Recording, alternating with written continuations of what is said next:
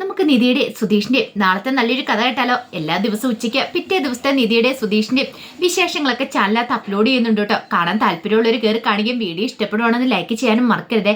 അങ്ങനെ നാളത്തെ കഥ നമ്മൾ കാണുന്നേ നിധി സുധീഷും എല്ലാരും കൂടെ ചേർന്ന് സുഭാഷിന് പെണ്ണ് കാണാൻ പോകാൻ തന്നെ തീരുമാനിച്ചു. അപ്പം മാട്രിമോണിയിൽ വന്ന പരസ്യം കണ്ടിട്ട് അങ്ങനെ റിക്വസ്റ്റ് ചെയ്തു. ഒടുവിൽ അതങ്ങോട്ട് സെറ്റ് ആവുകയാണ്. ഭാസ്കറിന് നിധിയൊക്കെ വിളിച്ച് സംസാരിച്ചു.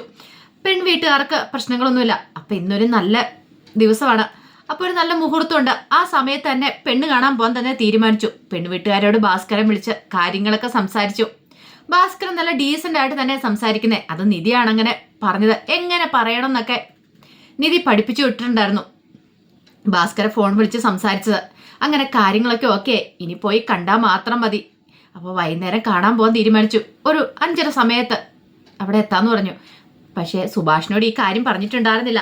അങ്ങനെ സുഭാഷ് കടയിലൊക്കെ പോയി വീട്ടിലേക്ക് തിരികെ വരുമ്പോഴ നിധിയാണ് ചെന്ന് പറയണേ, സുഭാഷ് ചേട്ടാ ഒരു കാര്യം ഉണ്ടെന്ന് പറഞ്ഞു. എന്താ? അതെ, സുഭാഷ് ചേട്ടന് വേണ്ടിയിട്ട് ഞങ്ങൾ മാട്രിമോണി കോളേജിൽ ഒരു പരസ്യം കൊടുത്തിട്ടുണ്ടായിരുന്നു. മാട്രിമോണി കോളത്തിലോ? അതേനെ, കുറെ ആലോചനകളൊക്കെ വന്നു. ബ്രോക്കർമാർ കുറെ ആലോചനകൾ കൊണ്ടുവന്നല്ലേ, എന്നിട്ട് ഒന്നും ശരിയായില്ലല്ലോ. അപ്പം ഞാനാ പറഞ്ഞത്. അങ്ങനെ ഒടുവിൽ റിക്വസ്റ്റ് വന്നു. വീട്ടുകാരെ വിളിച്ചു നോക്കിക്കഴിഞ്ഞപ്പോൾ അവർ ഓക്കെ, ഇന്നൊരു നല്ല ദിവസമാണ്. അപ്പം ഇന്ന് പെണ്ണ് കാണാൻ ചെല്ലാൻ വേണ്ടി പറഞ്ഞു. നമുക്ക് പോയാലോ എന്ന് ചോദിച്ചു. സുഭാഷ് അന്തം വിട്ടുപോയി. സുഭാഷ് ചോദിച്ചു, നിധി നീ എന്തൊക്കെയാ പറയണേ? സുധീഷ് പറഞ്ഞു, സത്യ സുഭാഷ് ഏട്ടാ പറഞ്ഞത്. ഇന്ന് നമുക്ക് കാണാൻ പോകാന്ന് പറഞ്ഞു. ഹരീഷും നികേഷും എല്ലാവരും കൂടെ നിർബന്ധിക്കുകയാണ്. സുഭാഷ് പറഞ്ഞു, അതിൻ്റെയൊക്കെ ആവശ്യമുണ്ടോ? കുറെ പെണ്ണ് കണ്ടതാ ഞാൻ. ഒടുവിൽ ഒന്നും നടന്നില്ല. ഇനിയിപ്പോൾ അതുമായിട്ട് മുന്നോട്ട് പോകേണ്ട കാര്യമുണ്ടോ? കല്യാണം എന്നൊന്നും എനിക്ക് വിധിച്ചിട്ടില്ല എന്ന് പറഞ്ഞു. നിധി പറഞ്ഞു, അങ്ങനെ പറയരുത്. ദേ ഉറപ്പായിട്ടും ഈ തവണ എന്തെങ്കിലും നടക്കുമെന്ന് പറയണം. കാരണം അങ്ങനെ പ്രതീക്ഷ കൊടുത്തല്ലേ കൊണ്ടാൻ പറ്റുള്ളൂ. സുധീഷേട്ടൻ പോയിന്ന് റെഡിയായി സുഭാഷേട്ടൻ പോയിന്ന് റെഡിയായിട്ട് വരാൻ പറഞ്ഞു. അത് കേട്ടപ്പോൾ സുഭാഷിന് ആകെപ്പാടെ ഒരു ടെൻഷൻ. അപ്പോഴേക്കും സുഭാഷ് പറഞ്ഞു, അത് പിന്നെ അപ്പോഴേക്കും ഭാസ്കരൻ പറഞ്ഞു, എടാ പോയി റെഡിയായിട്ട് വാ, ഞാനും കൂടെ വിളിച്ച് സംസാരിച്ചിരിക്കുന്ന വാക്ക് കൊടുത്തിരിക്കുന്ന വൈകുന്നേരം ചെല്ലാന്ന്. ഒടുവിൽ സുഭാഷ് പോകാൻ സമ്മതിച്ചു. അപ്പോഴേക്കും നിധി പറഞ്ഞു, എല്ലാവരോടും കൂടി ഒരു കാര്യം പറഞ്ഞേക്കുക. ദേ 1/2 മണിക്കൂർ സമയം ഒരുങ്ങാനുള്ളൂ. അതിനുള്ളിൽ റെഡിയായിട്ട് വരണം. 4:30 ആകുമ്പോൾ ഇവിടെ നിന്ന് ഇറങ്ങണം. 5:00 ആകുമ്പോഴത്തേന് അവിടെ എത്തണം. 5:00 മുമ്പെങ്കിലും എത്തണം. അപ്പം അറിയാലോ, അത്ര സമയത്തിനുള്ളിൽ തന്നെ എല്ലാവരും റെഡിയാവണമെന്ന് പറഞ്ഞു. ഭാസ്കരൻ പറഞ്ഞു, ഞാൻ ഓക്കെ, ഞാൻ കൃത്യസമയത്തിന് റെഡിയായേക്കാന്ന് പറഞ്ഞു. അങ്ങനെ എല്ലാവരും റെഡിയാവാനായിട്ട് പോവണം. ഈ സമയത്ത് സുധീഷ് എന്ത് ചെയ്തു? നിധിയുടെ മുറിയുടെ അങ്ങോട്ട് കയറാൻ ചെന്നു. നിധി ചോദിച്ചു, എന്താന്ന് ചോദിച്ചു. അപ്പോഴേക്കും സുധീഷ് പറഞ്ഞു, അയ്യോ സോറി, ഞാൻ മുറി മാറി കയറിയതാന്ന് തോന്നേ.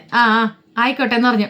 അങ്ങനെ സുധീഷ് ചമ്മി ഇങ്ങോട്ട് പുറകോട്ട് വരുമ്പോൾ സമയത്ത് നികേഷ് പറഞ്ഞു, എന്ത് പറ്റി മോനേന്ന് ചോദിച്ചു. ഒന്നുമില്ല, ചീറ്റിപ്പോയല്ലേ? അതെ, അതല്ല മുറി, ഇങ്ങോട്ടേക്ക് വാ, മുറി ഇവിടെയാ, ഡ്രസ്സ് മാറാൻ ഇങ്ങോട്ടേക്ക് വരണമെന്ന് പറഞ്ഞു. ഹരീഷും നികേഷും കൂടെ സുധീഷിനെ കളിയാക്കി. സുധീഷ് നന്നായിട്ട് ചമ്മിപ്പോയി. അങ്ങനെ കുറേ സമയം കഴിഞ്ഞപ്പോൾ എല്ലാവരും റെഡിയായിട്ട് വന്നു. ആ സമയത്ത് സുഭാഷിനെ നോക്കിയിട്ട് ഹരീഷ് പറഞ്ഞു, കൊള്ളാം, നല്ല ഭംഗിയുണ്ടെന്ന് പറഞ്ഞു. അപ്പോഴേക്കും നികേഷ് പറഞ്ഞു, അതെ ഞാൻ ഈ മുടി ഒന്ന് സെറ്റ് ചെയ്ത് വെക്കട്ടെ, ഇച്ചിരി ജെല്ലൊക്കെ പുരട്ടി. അയ്യോ വേണ്ടായേ, എനിക്കിതൊക്കെ മതി, ഇനി നീ കൂടുതൽ മോഡിഫിക്കേഷൻ ഒന്നും നടത്തണ്ടെന്ന് പറഞ്ഞു. സുധീഷ് പറഞ്ഞു, കണ്ടാ നല്ല സ്റ്റാർ പോലെ ഉണ്ടെന്ന് പറഞ്ഞു. അത് കേട്ടപ്പോൾ നികേഷ് പറഞ്ഞു, അത് ശരിയാ, നല്ല ലുക്കൊക്കെ ഉണ്ട്, ഇനിയിപ്പോൾ ചിലരൊക്കെ വരും, അതെങ്ങനെയാണെന്ന് അറിയത്തില്ല എന്ന് പറഞ്ഞു. അപ്പോഴേക്കും ഭാസ്കരനെ കൊടുന്നു, എന്താടാ, എനിക്ക് എന്താണ് ഒരു പ്രശ്നം? ഞാൻ നല്ല ജെന്റിൽമാൻ ലുക്കല്ലേ, ഒന്ന് നോക്കടാന്ന് പറഞ്ഞു. അതെ അതെ, ഇനി അവിടെ ചെന്ന് വാ തുറക്കാതിരുന്നാൽ മതി, വാ തുറന്നാലേ പ്രശ്നം. അതെ, എനിക്കറിയാം എന്ത് സംസാരിക്കണം എന്നൊക്കെ. അപ്പോഴേക്കും നിധി അങ്ങോട്ടേക്ക് ഇറങ്ങി വന്നു. കഥ തുറന്ന് നിധി അങ്ങോട്ട് വരുന്നുണ്ടപ്പോൾ സുധീഷ് ഒരു അന്താളിപ്പോടെ ഇങ്ങനെ നോക്കുവാണ്. സാരിയൊക്കെ കൊടുത്ത് നല്ല ഭംഗിക്ക് വന്നിരിക്കുന്നേ. നിധി തന്നെയാണോ? തൻ്റെ ഭാര്യ തന്നെയാണോ? ഭയങ്കര ഗെറ്റപ്പിൽ സുധീഷ് ഇങ്ങനെ നിൽക്കുക. നിധിയെ കണ്ടുകഴിഞ്ഞപ്പോൾ സുധീഷ് പറഞ്ഞു, കൊള്ളാട്ടോ, നല്ല ഭംഗിയുണ്ട് കാണാനായിട്ട്. ഈ സാരി ഉടുത്തു കഴിയുമ്പോൾ ഒരു പ്രത്യേക ഭംഗിയാണ് നിധിയെ കാണാൻ. അപ്പോഴേക്കും നിധി ചോദിച്ചു, അതിനെന്താന്ന് ചോദിച്ചു. എന്തേലും പറയാൻ പറ്റുമോ? ഒന്നും വേണ്ടിയില്ല സുധീഷ്. അപ്പോഴേക്കും നികേഷ് പറഞ്ഞു, എടുത്തിയമ്മേനെ നല്ല ഭംഗിയുണ്ട് കാണാനായിട്ട്, താങ്ക്സ് എന്ന് പറഞ്ഞു. അവൻ പറഞ്ഞപ്പോൾ അവന് താങ്ക്സ്, തനിക്കൊരു താങ്ക്സ് പോലും ഇല്ല. ആ സമയം സുഭാഷ് പറഞ്ഞു, നമുക്ക് ഇറങ്ങിയാലോ എന്ന് ചോദിച്ചു. അപ്പോഴേക്കും നിധി പറഞ്ഞു, അറിയാലോ നമ്മൾ അവിടെ പോയിട്ട് എങ്ങനെ പെരുമാറണം എന്നൊക്കെ. നികേഷ് പറഞ്ഞു, എൻ്റെ പൊന്നു സുഭാഷ് ചേട്ടാ, കഴിഞ്ഞ പ്രാവശ്യത്തെ പോലെ ആയേക്കരുത്, വടക്കോമഡി ഇറക്കിയേക്കല്ലെന്ന് പറഞ്ഞു. വടക്കോമഡിയോ? അതെന്താ? അത് എടുത്തിയമ്മയോട് പറഞ്ഞില്ലേ കഴിഞ്ഞ പ്രാവശ്യം പോയിട്ട് പരിപ്പോടെ ഉണ്ടാക്കിയ കാര്യം? മനസ്സിലായി. അതെ, നമ്മുടെ സ്റ്റാൻഡേർഡ് വിട്ട് കളിക്കരുത്. കിട്ടുന്ന ചായയും കുടിച്ച് അവിടെ പെണ്ണിനെ കണ്ടിരുന്നോണം, അല്ലാതെ അടുക്കള കയറി പാചകം ചെയ്യാൻ പോയേക്കരുത്. ഇല്ല, ഞാൻ അങ്ങനെ ഇരുന്നോളാം എന്നൊക്കെ സുഭാഷ് പറഞ്ഞു. അപ്പോഴേക്ക് ഹരീഷ് പറഞ്ഞു, മറ്റുള്ളവരോടും കൂടിയാ പറയണേ, ഭാസ്കരനെ ഉദ്ദേശിച്ചായിരുന്നു അവിടെ പോയി സംസാരിക്കേണ്ടത്. അത് കേട്ടപ്പോൾ നിധി പറഞ്ഞു, അച്ഛൻ നല്ല ഡീസൻ്റ് ആയിട്ട് വേണം സംസാരിക്കണം. അച്ഛാന്നോ? എന്നെയാ? അതെ. കൊള്ളാം, അതെനിക്ക് ഇഷ്ടപ്പെട്ടെന്ന് പറഞ്ഞു. ആ അച്ഛാന്നുള്ള വിളി ഭാസ്കരന് ഭയങ്കര ഇഷ്ടപ്പെട്ടു. അതെ, എന്നെ ആദ്യമായിട്ടാ ഇങ്ങനെ വിളിക്കണേന്ന് പറഞ്ഞു. അത് കേട്ട് കഴിഞ്ഞപ്പം വല്ലാത്തൊരു സന്തോഷമൊക്കെ നിധിക്ക് തോന്നി. കാരണം ഇതുവരെയായിട്ടും ഇങ്ങനെ മരുമക്കള് ആദ്യമായിട്ട് വരുന്നവളാണല്ലോ നിധി, വിളിച്ചിട്ടില്ലല്ലോ.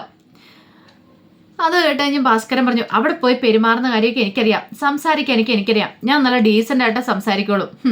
ഞാൻ ആരാ എന്താന്നൊക്കെ അവരറിയാൻ പോകുന്നുള്ളൂ. നിങ്ങൾ വാ, ദേ സമയം കളയരുത്, കൃത്യസമയം ഞാൻ പാലിച്ചിരിക്കുന്ന വരാൻ പറഞ്ഞു. അങ്ങനെ അവരെല്ലാവരും കൂടെ പെണ്ണ് വീട് കാണാനായിട്ട് പോവാണ്. അങ്ങനെ ഒടുവിൽ അവരൊക്കെ പെണ്ണിന്റെ വീട്ടിലേക്ക് ചെല്ലുവാണ്.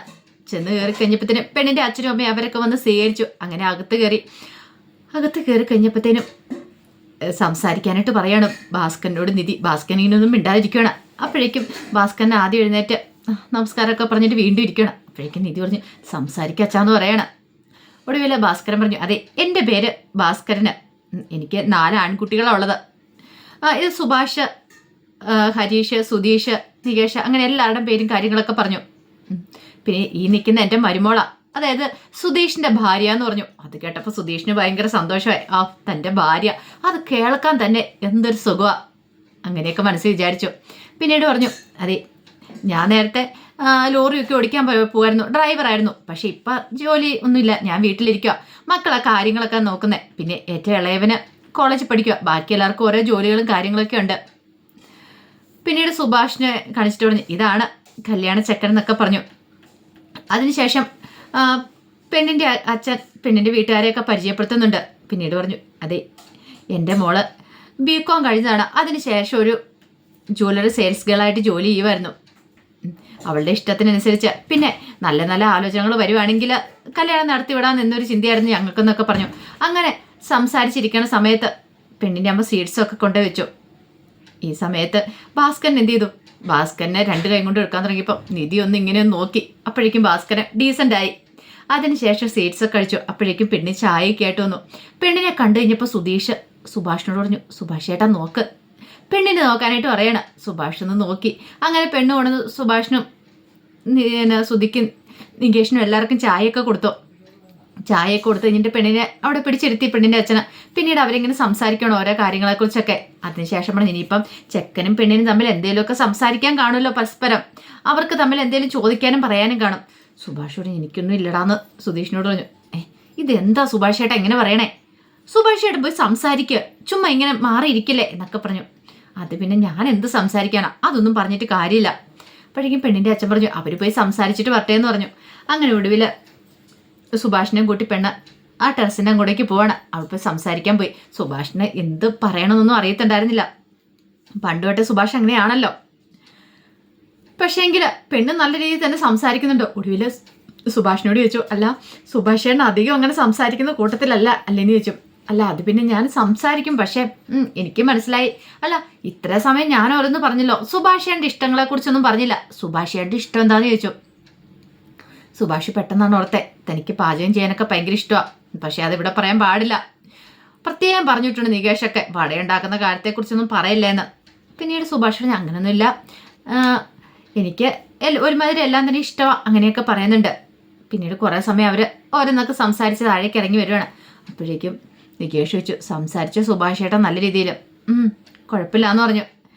പിന്നീട് പെണ്ണിൻ്റെ അച്ഛൻ പറഞ്ഞു, അല്ല ഒറ്റ ദിവസം വന്ന് പെണ്ണ് കണ്ടിട്ട് പോയിട്ടുണ്ടെങ്കിൽ ചിലപ്പോൾ അവർക്ക് പരസ്പരം ഇഷ്ടപ്പെടുമോ ഇല്ലെന്ന് അറിയത്തില്ലല്ലോ, കുറച്ച് സമയമല്ലേ സംസാരിച്ചേ. ഇന്നത്തെ കാലത്ത് ഫോൺ നമ്പർ ഇങ്ങോട്ടും ഇങ്ങോട്ടും കൈമാറും.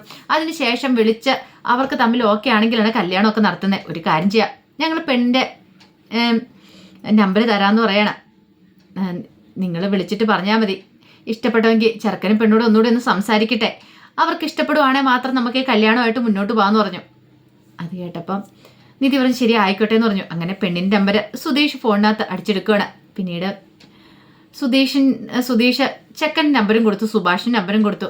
ആ സമയത്ത് പെണ്ണിൻ്റെ അച്ഛൻ ചോദിച്ചു, അല്ല ഒരു കാര്യം ചോദിക്കാൻ മറന്നുപോയി, മൂത്തല്ലേ സുഭാഷിന്റെ അനിയനല്ലേ സുധീഷ്, പിന്നെന്താ നേരത്തെ കല്യാണം കഴിച്ചെന്ന് ചോദിച്ചു. ചേട്ടൻ നിൽക്കുമ്പോൾ എന്തുകൊണ്ടാണ് അനുജൻ കല്യാണം കഴിച്ചെന്ന്. എല്ലാവരും ഒരു നിമിഷം ഒന്നും വല്ലാതായി. എന്ത് മറുപടി പറയണമെന്ന് നടത്തില്ല. പെട്ടെന്ന് നിധി കയറി പറഞ്ഞു, അതെ ഞങ്ങളുടെ ലവ് മാരേജ് ആയിരുന്നു പറഞ്ഞു.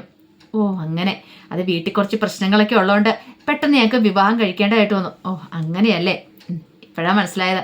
അങ്ങനെ എന്താണെങ്കിലും പിന്നെ വിളിച്ച കാര്യങ്ങളൊക്കെ പറയാം. പരസ്പരം ഇഷ്ടപ്പെട്ടോ ഇല്ലയോ എന്നൊക്കെ അവർ തന്നെ സംസാരിച്ച് തീർക്കട്ടെ. ഇച്ചിരി സമയം കൊണ്ട് സംസാരിച്ചാലൊന്നും കാര്യങ്ങളൊന്നും അറിയാൻ പറ്റത്തില്ലോ എന്ന് പറഞ്ഞു. അതിനുശേഷം പരസ്പരം ഇഷ്ടപ്പെടുവാണെങ്കിൽ നമുക്ക് ഈ ബന്ധമായിട്ട് മുന്നോട്ട് പോകാം എന്ന് പെണ്ണിന്റെ അച്ഛൻ പറഞ്ഞു. അങ്ങനെ അവരവിടെ നിന്ന് ഇറങ്ങുവാണ്. അങ്ങനെ വീട്ടിൽ വന്ന് കുറേ സമയം കഴിഞ്ഞ് കഴിഞ്ഞപ്പോൾ നിധിയുടെ ഫോണിലേക്ക് സാന്ദ്ര വിളിക്കുവാണ്. സാന്ദ്ര വിളിച്ചു കഴിഞ്ഞപ്പോഴത്തേന് നിധി ചോദിച്ചു, എന്താ സാന്ദ്ര ചേച്ചിന്ന് ചോദിച്ചു. അതെ സോറി ഇട്ടോ നിധി എന്ന് പറയണ. എന്തിനാ? അല്ല അരുണേട്ടൻ വന്ന് അങ്ങനെയൊക്കെ ചെയ്തല്ലോ. അത് കാര്യമാക്കണ്ട ചേച്ചി, എനിക്ക് ചേച്ചിയോട് ദേഷ്യമൊന്നുമില്ല.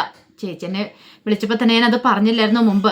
പിന്നെ ഇനിയിപ്പോൾ സോറി പറയേണ്ട കാര്യമില്ല. എന്നാലും സാരമില്ല പോട്ടെ, അതിനെക്കുറിച്ച് ഓർത്ത് ചേച്ചി വിഷമിക്കണ്ടെന്ന് പറഞ്ഞു. അല്ല നീ വല്ല തിരക്കിലായിരുന്നു എന്ന് ചോദിച്ചു.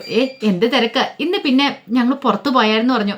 ഞങ്ങളെന്ന് പറഞ്ഞാൽ അല്ല ഞാനും എൻ്റെ കുടുംബത്തിലുള്ളവരും. കുടുംബത്തിലുള്ളവരോ? അപ്പം ഇത്ര പെട്ടെന്ന് അവരെല്ലാം നിന്റെ കുടുംബക്കാരായെന്ന് ചോദിച്ചു. ഇത് കേട്ട് കഴിഞ്ഞപ്പോൾ നിധി പറഞ്ഞു, ഞാൻ ഈ കുടുംബത്തിലല്ലേ നിൽക്കുന്നേ, അപ്പം ഇതെൻ്റെ ഭാമിലിയല്ലേന്ന് ചോദിച്ചു. എന്താണെങ്കിലും അതെ അവിടുത്തെക്കാലം 100 ഭേദമാണ് ഈ കുടുംബം എന്ന് പറഞ്ഞാൽ. അതിന് എൻ്റെ കുടുംബം അല്ലല്ലോ. അല്ലെങ്കിൽ ഞാൻ അങ്ങോട്ടേക്ക് വന്നു കഴിഞ്ഞപ്പോൾ അവിടെ എല്ലാവരും പറഞ്ഞു എന്താണെന്നൊക്കെ എനിക്ക് നന്നായിട്ടറിയാം. അതുകൊണ്ട് എനിക്ക് ഒരിക്കലും അത് അഡ്ജസ്റ്റ് ചെയ്യാൻ പറ്റുന്ന കാര്യമില്ല. ഇവിടെയുള്ളവരൊക്കെ പാവങ്ങളാ, ചേച്ചിക്ക് അറിയത്തില്ലാത്തതുകൊണ്ടാ. പിന്നെ ഞങ്ങളൊന്ന് സുഭാഷ് ചേട്ടന് പെണ്ണ് കാണാൻ പോയിരിക്കുമായിരുന്നു പറഞ്ഞു. പെണ്ണ് കാണാൻ വേണ്ടിയിട്ടാ? അതേന്നെ, സുഭാഷ് ചേട്ടൻ പാവ. ശരിക്കും ഒരു ഏട്ടൻ്റെ കെയറിങ്ങും കാര്യങ്ങളും എന്താന്ന് ഞാൻ ഇവിടെ വന്നതിന് ശേഷം അറിഞ്ഞേ. അവിടെ എനിക്കൊരാളുണ്ട്, ഹരണേട്ടൻ. പക്ഷേ എങ്കിൽ എന്തൊരു സ്വഭാവമാ. പക്ഷെ അതൊക്കെ വെച്ച് നോക്കുമ്പോൾ സുഭാഷ് ചേട്ടൻ എത്ര പാവാന്നറിയാവോ. സുഭാഷ് ചേട്ടൻ ഈ കുടുംബത്തിന് വേണ്ടി ചെയ്യുന്ന കണ്ടിട്ട് നമ്മുടെ കണ്ണ് നിറഞ്ഞു പോകും. പാവം ചേട്ടന. ആ ചേട്ടൻ ഇങ്ങനെ അടുക്കള കിടന്ന് കഷ്ടപ്പെടുന്നുണ്ട് എനിക്ക് പോലും ചില സമയത്ത് സഹിക്കുന്നില്ല. അപ്പോൾ സുഭാഷ് ചേട്ടന് ഒരു കല്യാണം വേണമെന്ന് ഞങ്ങളെല്ലാവരും കൂടി തീരുമാനിച്ചു. അങ്ങനെ പെൺവീട് കാണാൻ പോയതാന്ന് പറഞ്ഞു. ആഹാ നീ കൊള്ളാലോ. അപ്പോൾ തന്നെ നീ ആ വീട്ടിലെ ആളായിട്ട് മാറിയില്ലേ? അപ്പോൾ പിന്നെ നിനക്ക് ആ വീട് ഇഷ്ടമില്ല അങ്ങനെയൊക്കെ പറഞ്ഞിട്ടോ. അങ്ങനെയൊക്കെ ആയിരുന്നു. പക്ഷെ എന്തോ എനിക്ക് ഈ വീട്ടിലുള്ളവരെല്ലാം ഭയങ്കര ഇഷ്ടമായപ്പം. ഈ വീട്ടിലുള്ളവരൊക്കെ നല്ല സ്നേഹമുള്ളവരാ. അവിടുത്തെ പോലെയൊന്നും അല്ല. അത് ശരിക്കും ഒരു വീടെന്നൊന്നും പറയാൻ പറ്റില്ല ചേച്ചി. വെറുതെ കുറെ ഇഷ്ടിക സിമെൻറ്റും ഒക്കെ ഇഷ്ടിക സിമെൻറ്റും കൊണ്ടൊക്കെ പണിത് വെച്ചിരിക്കുന്ന ഒരു സാധനം. പക്ഷെ അതിനകത്ത് സ്നേഹമോ പരസ്പര വിശ്വാസമോ കാര്യങ്ങളോ ഒന്നുമില്ല. പക്ഷെ ഇവിടെ അതല്ല. ഇവിടെ വന്ന് സെറ്റായി കഴിഞ്ഞപ്പോഴാണ് എനിക്കതൊക്കെ മനസ്സിലാകുന്നതെന്ന് പറഞ്ഞു. നിധിയുടെ ഈ സംസാരം എല്ലാം കേട്ട് കഴിഞ്ഞപ്പോൾ സാന്ദ്ര പറഞ്ഞു, നീ ആളാകെയും കൂടെ മാറിയില്ലോ എന്ന് പറഞ്ഞു. മാറാതിരിക്കാൻ പറ്റില്ലോ സാന്ദ്ര ചേച്ചി, എൻ്റെ സാഹചര്യം അങ്ങനെയായിരുന്നല്ലോ. നമ്മൾ പലതും ഓരോ സാഹചര്യങ്ങൾ വരുമ്പോഴല്ലേ പഠിക്കണേ എന്നൊക്കെ പറഞ്ഞു. അങ്ങനെ കുറേ സമയം സംസാരിച്ചിട്ടാണ് ഫോൺ വെക്കുന്നത്. അതിനുശേഷം എല്ലാവരും കൂടെ ആഹാരം കഴിക്കാനായിട്ടിരിക്കുകയാണ്. ആഹാരം കഴിക്കുന്ന സമയത്ത് നിധിയോട് സുഭാഷ് പറഞ്ഞു, നിധി നീ ഒരു പൊറോട്ടയും കൂടെ എടുത്ത് കഴിക്കുക. വേണ്ട സുഭാഷ് ചേട്ടാ, അത് പറഞ്ഞിട്ട് കാര്യമില്ല. നീ പറഞ്ഞിട്ട് അത് പുറത്തുനിന്ന് വാങ്ങിച്ചേ. അപ്പോഴേക്കും സുധീഷ് പറഞ്ഞു, പിന്നെ പെണ്ണ് വീട് കാണാൻ പോയിട്ട് വന്നപ്പോൾ തന്നെ ഒരു ഇന്ന സമയമായി. പിന്നെ എപ്പോഴും ആഹാരം ഉണ്ടാക്കി കഴിക്കുന്നേ സുഭാഷാണ് ബുദ്ധിമുട്ടല്ലേ, അതുകൊണ്ടല്ലേ നിധി അങ്ങനെ പറഞ്ഞേ. അതൊക്കെ ശരിയാ. എന്നാലും നിധി പറഞ്ഞു, സുഭാഷ് ചേട്ടാ നമ്മളെല്ലാവരും ഒരേപോലെ പോയിട്ട് വന്നാ പിന്നെ സുഭാഷ് ചേട്ടൻ മാത്രം പോയി അടുക്കള കിടന്ന് കഷ്ടപ്പെടുന്നത് ശരിയല്ലല്ലോ എന്ന് പറഞ്ഞു. അപ്പോഴേക്കും നികേഷ് ചോദിച്ചു, അതൊക്കെ പോട്ടെ, സുഭാഷ് ചേട്ടന് പെണ്ണിനെ ഇഷ്ടപ്പെട്ടോ? അങ്ങനെ ചോദിച്ചാൽ ഇപ്പം എന്നാ പറയണേ? അല്ല ഇഷ്ടപ്പെട്ടോ ഇല്ലയോ? അത് സംസാരിച്ച് കഴിഞ്ഞപ്പോൾ സംസാരമൊന്നും പ്രശ്നമില്ലെന്ന് മനസ്സിലായി. സംസാരം പ്രശ്നമുണ്ടോ ഇല്ലയെന്നല്ലേ ചോദിച്ചേ. പെൺകുട്ടിയെ ഇഷ്ടപ്പെട്ടോന്നാ. സാധാരണ അങ്ങനെയല്ലേ, പെണ്ണ് കാണാൻ പോയിട്ടുണ്ടെങ്കിൽ ഇഷ്ടപ്പെട്ടോ ഇല്ലയോ എന്നൊക്കെ പറയും. അപ്പോഴേക്കും ഹരീഷ് പറഞ്ഞു, അല്ല സുഭാഷേനെ ഇഷ്ടപ്പെട്ടും കാര്യമില്ല, ഇനിയിപ്പോൾ ആ പെൺകൊച്ചിനും കൂടെ ഇഷ്ടപ്പെടണമല്ലോ. അത് ശരിയാ. സുധീഷ് പറഞ്ഞു, നമ്പർ കൊടുത്തിട്ടുണ്ടല്ലോ, ഉറപ്പായിട്ടും വിളിക്കുമായിരിക്കും, വിളിച്ച് പറയുമായിരിക്കും ഇഷ്ടപ്പെട്ടോ ഇല്ലയോന്നാ. അപ്പോഴാണ് സുഭാഷിൻ്റെ ഫോണും ബെല്ലടിക്കുന്നത്. അപ്പുറം ഇരുന്നിട്ട് നികേഷ് പോയി ഫോൺ എടുക്കണം. ഒരു പരിചയമില്ലാത്ത നമ്പറാണല്ലോ. സുധീഷ് നോക്കിയിട്ട് പറഞ്ഞു, ആ ഇതാ പെണ്ണിൻ്റെ നമ്പരാന്ന് പറയണേ, നമ്മൾ പെൺവീട് കാണാൻ പോയതല്ലേ. സുഭാഷ് ചേട്ടനെ വിളിക്കുന്ന. സുഭാഷ് ചേട്ടൻ സംസാരിക്കാൻ പറഞ്ഞു. സുഭാഷ് ഞാൻ സംസാരിക്കില്ല എന്ന് പറഞ്ഞു. അപ്പോഴേക്കും നിധിയോട് പറഞ്ഞു, നിധി നീ സംസാരിക്കേ. ഞാൻ സംസാരിച്ചാൽ ശരിയാകത്തില്ല, സുഭാഷയോട് സംസാരിക്കാൻ വിളിക്കുന്നല്ലേ. സുഭാഷയോട് സംസാരിക്കാൻ പറഞ്ഞു. പിന്നെ സുഭാഷ് കോൾ എടുത്തിട്ട് പറഞ്ഞു, അതെ ഞാൻ സുഭാഷാന്ന് പറഞ്ഞു. അപ്പോഴേക്കും നിധി പറഞ്ഞു, ഇത് കുളവാക്കുന്ന ലക്ഷണം കാണുന്നുണ്ട്. അങ്ങനെ സൈഡിൽ നിന്ന് പെണ്ണ് പറഞ്ഞു, അതെ സുഭാഷേട്ടനാണെന്ന് അറിയാവുന്നതുകൊണ്ടല്ലേ ഞാൻ സുഭാഷേട്ടനെ വിളിച്ചതെന്ന്. ഹരീഷും സുധീഷും ഒക്കെ പരസ്പരം നോക്കുവാണ്. ഇത് കുളമാകുന്ന ലക്ഷണമുണ്ട് സംസാരിച്ചിട്ടുണ്ടെങ്കിൽ. ഒടുവിൽ നിധി പറഞ്ഞു, അതെ ഇവിടെ ഇരുന്ന് സംസാരിക്കണ്ട, പുറത്തേക്ക് പോയി തനിച്ച് നിന്ന് സംസാരിക്കാൻ പറഞ്ഞു. അങ്ങനെ സുഭാഷ് ഫോണുമായിട്ട് പുറത്തേക്ക് പോയി. എല്ലാവർക്കും ടെൻഷനാണ്. ഇത് ശരിയാകുമോ എന്നൊക്കെ ഒരു ചിന്ത സുധീഷിനെ ഹരീഷിനെ ഒക്കെ മനസ്സിലുണ്ട്. സുഭാഷേണ്ണ സംസാരിക്കാൻ പോകുന്നത് എന്തൊക്കെ സംസാരിക്കണമെന്ന് അറിയത്തില്ല. ഭാസ്കരൻ ആ സമയത്ത് പുറത്തിരുന്ന് ആഹാരം കഴിക്കുന്നുണ്ടായിരുന്നു.